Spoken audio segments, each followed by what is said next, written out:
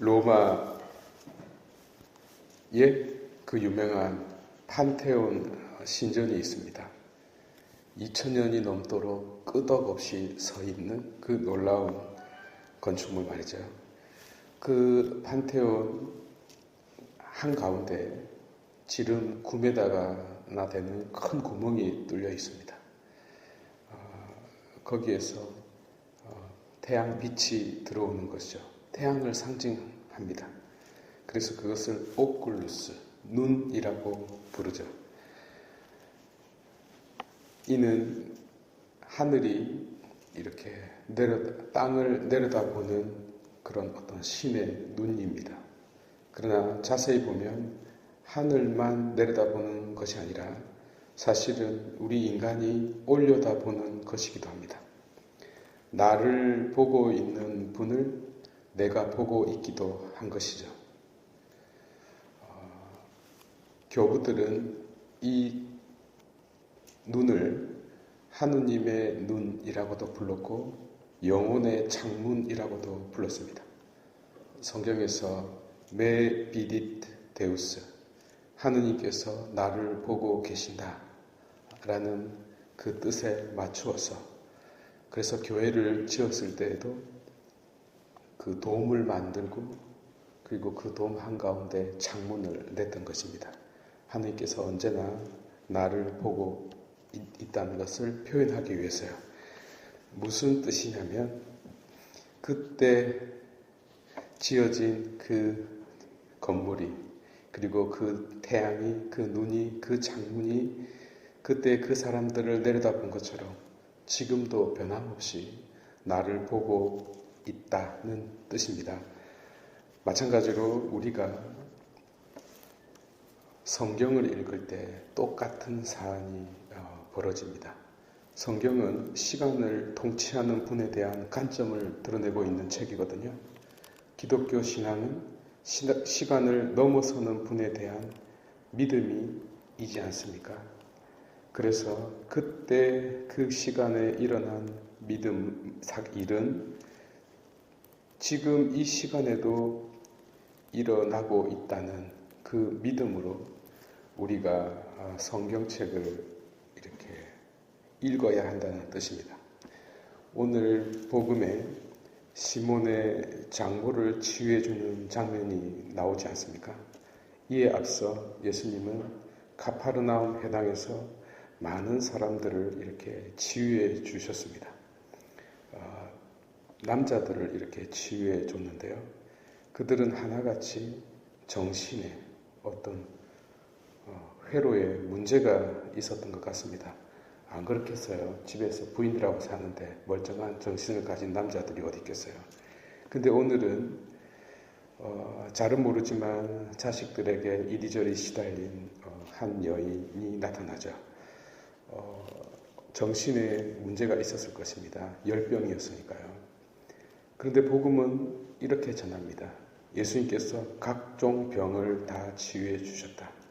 그리고 많은 병을 치유해 주셨다.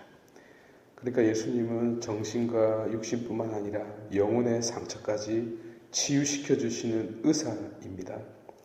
남자만, 여자만 치유시켜 주는 것이 아니라 가난한 자, 부자 관계없이 모든 사람을, 당신이 만난 모든 사람을 치유시켜 주신 의사입니다. 여러분들께서는 예수님을 어떻게 보고 계시는지요? 점잖은 믿음을 가진 이들만 찾아가는 분입니까? 그런 사람들이 왜 찾아가죠? 절박한 이유를 가진 이들이 찾는 분이 그리스도 아닙니까? 예수님께서 나의 병고를 치유하는 분임을 믿는 것이 미신입니까? 저는 아니라고 생각합니다. 오히려 굳세게 믿어야 하지 않을까요? 그리스도께서는 시간을 넘어서 치유시켜 주시는 분이십니다. 그때 그 시간만이 아니라 지금 이 시간에도 말이죠. 이제 장소가 이동되었습니다. 많은 사람들을 치유시키신 그분은 이제 시몬의 집이라는 구체적인 한 사람의 집으로 찾아갑니다. 거기에 시몬의 장모가 누워 있었습니다. 오랫동안 누워 있었으니까 아마 씻지도 못했고 화장도 못했을 겁니다. 머리에는 이렇게 새집을 지었고. 그런데 그리스도를 모셨습니다. 그 여인의 입장에서는 얼마나 부끄러웠을까요? 그러나 예수님은 당신 손을 친근하게 내뻗습니다. 당신에게 그것은 큰 문제가 되지 않습니다. 왜 그럴까요? 당신도 안 씻었으니까요. 복음서에 예수님께서 목욕했다는 말을 저는 읽어본 적이 없습니다. 여러분, 의사 앞에서 병을 감추면 안 되듯이, 그래서 우리도 하느님 앞에서 부끄러워해서는 안 됩니다. 자신의 죄를 드러내는 것을 부끄러워해서는 안 됩니다. 그러면 그때 그 시간에 시몬의 장모를 일으키신 그분은 지금 이 시간에 누워있는 우리들에게도 당신 손을 내뻗고 있습니다. 그리스도께서는 우리 모두의 아픔을 어루만져 주실 것이라 믿습니다. 만약에 그 일이 일어나지 않는다면 그때 일어난 그 사건을 우리가 읽을 필요가 없기 때문이죠. 성경은 지금 이 순간에도 실제로 일어나고 있는 하느님의 역사입니다. 오늘 독서 히브리서는 이것을 공식화합니다. 그리스도께서는 피와 살을 취하신 분이신데 그 이유를 이렇게 설명합니다. 우리를 죽음의 공포에서 탈출시키기 위해서, 해방시키기 위해서, 엑소두스 하기 위해서라고요. 히브리서는 명확합니다. 그분은 천사가 아니라 아브라함의 후손들을 보살피시려고 모든 점에서 형제들과 똑같아졌다고 전합니다. 그래서 그분이 자비롭고 충실하고 우리의 죄를 속죄하기 위해서 똑같아졌다고요. 그래서 히브리서는 성경 전체를 통하여 가장 아름답고 가장 큰 위로가 되는 말을 전합니다. 그분께서는 고난을 겪으시면서 유혹을 받으셨기 때문에 유혹을 받는 이들을 도와줄 수 있습니다 라고요.